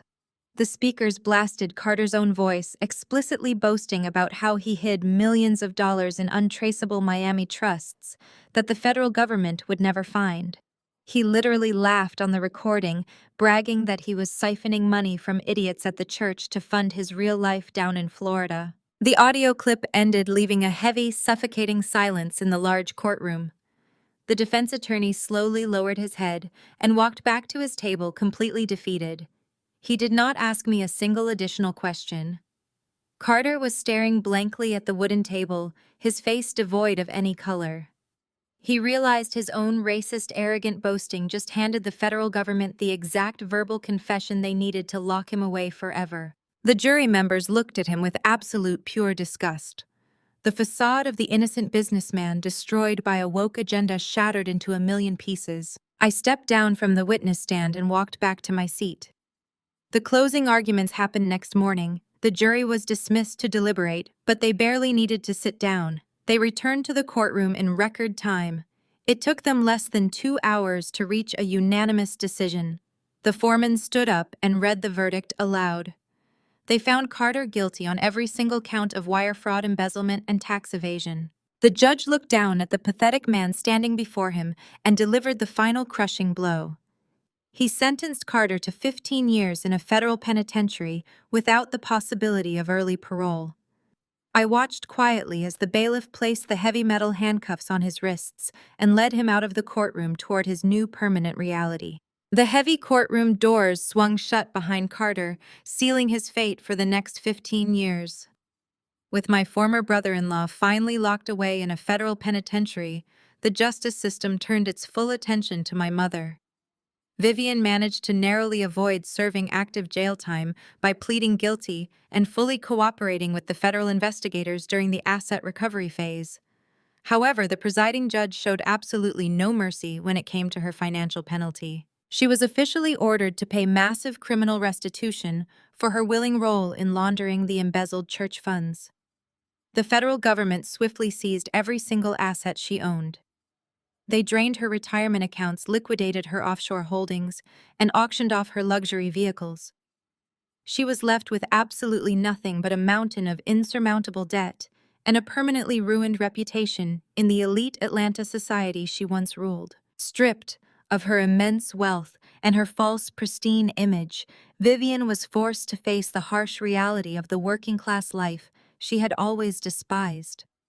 Without any marketable skills or professional corporate experience, my aging mother had no choice but to accept a minimum wage job just to survive. She was hired as a front-door greeter at a massive discount retail store located in a rundown commercial plaza on the outskirts of the city. It was a spectacular fall from grace for a woman who used to spend her weekends sipping expensive champagne at the most exclusive country clubs in Georgia. Now she spent her days standing on tired, swollen feet, wearing a cheap, brightly colored polyester uniform vest over a faded polo shirt. It was the exact same type of cheap uniform she used to viciously mock other hardworking people for wearing when she thought she was untouchable. A few weeks after the trial concluded, my real estate acquisition team identified a highly lucrative commercial property available for purchase. It happened to be a large, modern office building situated right next to the aging discount plaza where Vivian now worked. I decided to personally inspect the new property before authorizing the final multi-million-dollar transfer from my investment trust. I arrived at the plaza on a busy Tuesday afternoon. My driver pulled the sleek black luxury vehicle smoothly up to the curb. I stepped out of the vehicle wearing a perfectly tailored emerald green designer suit and carrying a custom leather briefcase. My private security team walked quietly a few steps behind me, ensuring my absolute safety as we surveyed the surrounding commercial neighborhood. I needed to walk past the large sliding glass doors of the discount retail store to reach the main entrance of the adjacent office building.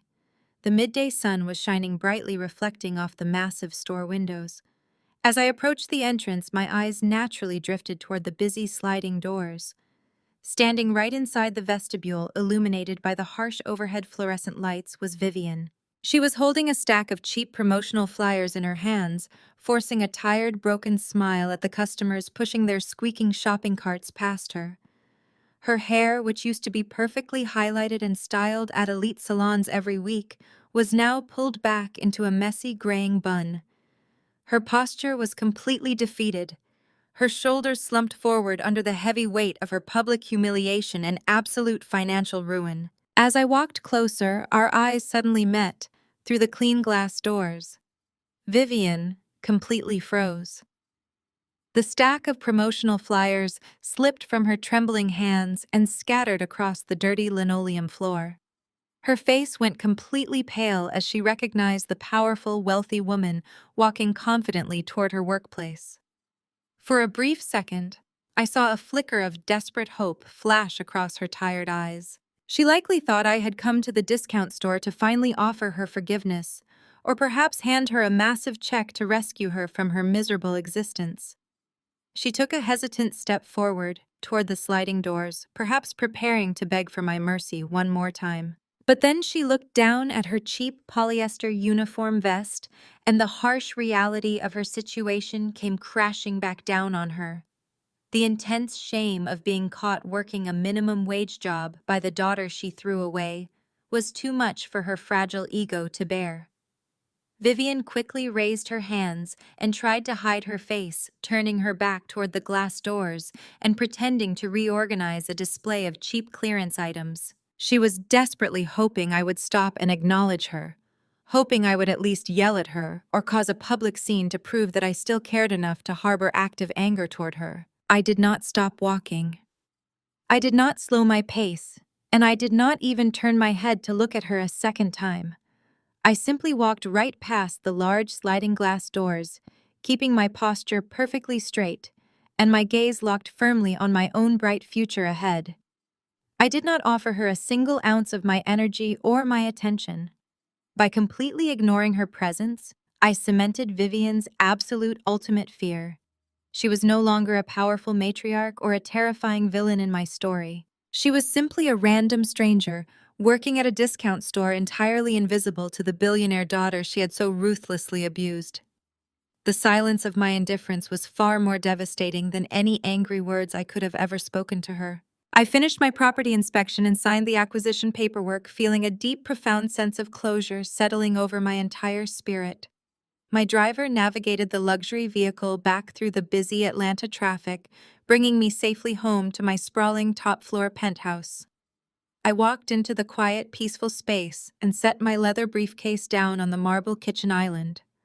The afternoon sun was casting a warm, golden glow across the polished hardwood floors. I walked over to the large mantel in my living room and picked up a beautifully framed photograph of DeAndre. He was smiling warmly, his kind eyes looking right back at me through the clean glass frame. I traced my finger gently over his image, feeling the immense, enduring power of his love wrapping around my soul. I whispered a quiet thank you into the empty room, knowing that the massive financial and emotional fortress he built for me had worked perfectly. The corporate enemies were locked away, and the toxic parasites were completely eradicated from my daily existence.